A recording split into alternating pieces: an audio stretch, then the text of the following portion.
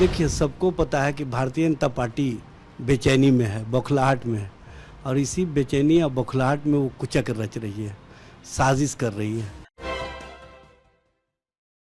नमस्कार, आप देख रहे हैं सिटी पोस्ट लाइव और मैं हूं आपके साथ पूजा शर्मा। देश की राजनीति में आज का दिन जो होगा वो अहम होगा, क्योंकि एक और जहां एनडीए की बैठक चल रही है, वहीं दूसरी ओर बेंगलुरु में विपक्षी एकता की दूसरी बैठक चल रही है। ऐसे में अभी हमारे साथ बात करने के लिए मौजूद है आरजेडी प्रवक्ता इजाज अहमद। उनसे हम बात करेंगे। विपक्षी एकता की दूसरी बैठक शुरू हो चुकी है, लेकिन उससे पहले ही नीतीश कुमार के खिलाफ पोस्टर्स पाट दिए गए हैं बेंगलुरु के सड़कों पर। देखिए, सबको पता है कि भारतीय जनता पार्टी बेचैनी में है, बौखलाहट में है, और इसी बेचैनी या बौखलाहट में वो कुचक रच रही है, साजिश कर रही है, और उसी साजिश का परिणाम है बेंगलुरु पुलिस जांच कर रही है। सारे पोस्टर हटा दिए गए हैं और स्पष्ट रूप से जब सब चीज़ सामने आ जाएंगे, क्योंकि आप देख रही हैं कि इससे पहले एनडीए की बैठक कभी हुई नहीं, और जो नरेंद्र मोदी के बड़े नेता होने का दावा किया करते थे, जनाधार वाले नेता, और कहते थे एक अकेला सब पर भारी, उसको अब 38 की आ गई पारी। इससे ही समझ में आ रहा है कि वो कहाँ पहुँच गए हैं। एक पटना की बैठक पूरे देश की राजनीति में भारतीय जनता पार्टी के खेमे में बौखलाहट ला दी है, और आप देखेंगे कि कर्नाटक में जिस तरह से उनके खेमे में भगदड़ की स्थिति मची थी, उसी तरह से देश की राजनीति में भी भगदड़ की स्थिति होगी।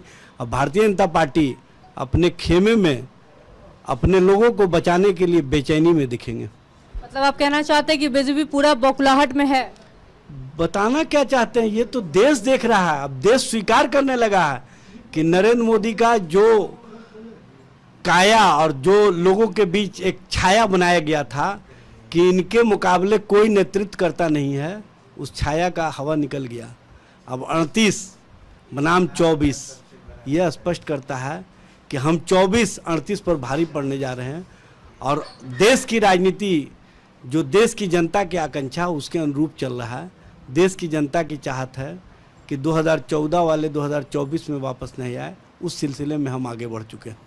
अच्छा, क्या लगता है कि किसने ये पोस्टर्स लगाए होंगे, क्योंकि बीजेपी लगातार ये कह रही है कि कांग्रेस के द्वारा लगाया गया पोस्टर्स बेंगलुरु के सड़कों पर? अच्छा, ये आप सब लोगों को पता है कि जो बिहार ने पहल की उसको देश ने स्वीकार किया, और नफरत के खिलाफ मोहब्बत की राजनीति को जो हमने आगाज़ दिया वो कर्नाटक होते हुए पूरे देश में पहुंच गया, और देश की राजनीति में जो परिवर्तन का संकेत दिख रहा है उसमें सभी दल पूरी ईमानदारी के साथ भारतीय जनता पार्टी के खिलाफ विकल्प की राजनीति में मजबूती के साथ खड़े हैं।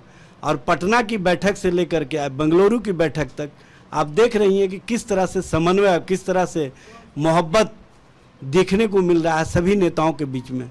और उसमें ये साजिश करने वाले जो साजिश रचे हैं उनकी साजिश कामयाब नहीं होगी, जो साजिश करता है वो बेनकाब होंगे।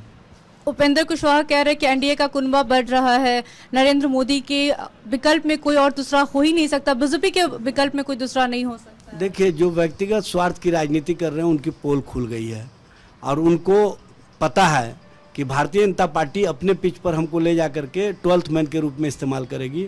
और 12th मैन के रूप में क्या होता है ये क्रिकेट के भाषा में जानकार बता सकते हैं, लेकिन ये 12th मैन के रूप में भी वहाँ पर स्थापित हो पाएंगे कि नहीं हो पाएंगे हमको शंका है। चूँकि ये एक दूसरे में जो जूतम पैजार की स्थिति है, एक दूसरे के प्रति जो नफरत का भाव है, स्पष्ट रूप से सब कुछ सामने आने दीजिए ना, सब कुछ दिखेगा। एनडीए की बैठक हो रही है, लेकिन वीआईपी सुप्रीमो मुकेश सहनी को न्योता नहीं दिया गया है। आखिर आपको क्या लगता है क्यों नहीं दिया? देखिए, ये एनडीए के नेता बताएंगे, लेकिन एक बात मैं कह देना चाहता हूँ कि जो लोग राजनीति के स्वार्थ में हैं उनको इसी तरह से कहीं ना कहीं भारतीय जनता पार्टी के द्वारा प्रताड़ित किया जाता रहेगा, और उनको कहीं ना कहीं अपमानित किया जाता रहेगा। अब वो अपमान सह के भी अगर उनके साथ रहना चाहते हैं तो ये उनका मामला। अच्छा, क्या लगता है विपक्षी एकता की जो दूसरी बैठक हो रही है कितना सफल होगी, जो नीतीश कुमार की मुहिम रही है? पूरी तरह से सफल रहेगी, और आज से देश की राजनीति में एक नया परिवर्तन देखने को मिलेगा। चलिए, तो हमारे साथ बात कर रहे थे आरजेडी प्रवक्ता इजाज अहमद। विपक्षी की जो बैठक हो रही है उस पर हम चर्चा कर रहे थे, क्या कुछ कहते हुए नजर आ रहे थे इजाज अहमद, सुना आपने। तो फिलहाल की इस खबर में बस इतना ही। तमाम छोटी बड़ी जानकारी के लिए बने रहे सिटी पोस्ट लाइव के साथ। इस वीडियो को लाइक करें, शेयर करें और चैनल को सब्सक्राइब करना ना भूलें। आपका सहयोग समर्थन सिटी पोस्ट के लिए काफी मायने रखता है। धन्यवाद।